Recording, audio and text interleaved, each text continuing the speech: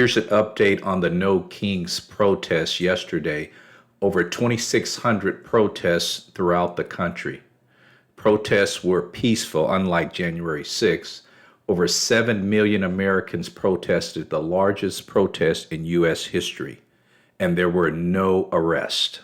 Here's the details.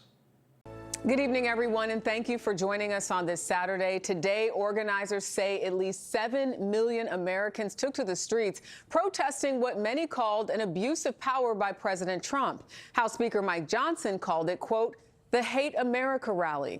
Here in New York City, police say 100,000 people turned out at multiple marches. They report no arrests. There were more than 2,600 events from coast to coast. They are all part of the No Kings movement, which accuses the president of behaving more like a monarch than an elected official. CBS's Elise Preston in Los Angeles leads us off tonight. Elise. Jerika, thousands have turned up here in downtown Los Angeles to express their fear and frustration with the administration. Their message, no monarchs in America. I want to be able to tell my future children that I was here, that I stood on the right side of history. The nationwide rallies are in response to what organizers call an abuse of power by President Trump, including his administration's crackdown on immigration and its threat to send the National Guard into cities, including Chicago and Portland. The message is no kings. The message is the Constitution of the United States is a wonderful document that matters. Republicans said the protests were nothing more than Hate America rallies. I'm Torian Small in Washington, D.C. Before leaving the Hill this week, House Speaker Mike Johnson framed this rally as a Hate America event. Attendees disagreed. We love America.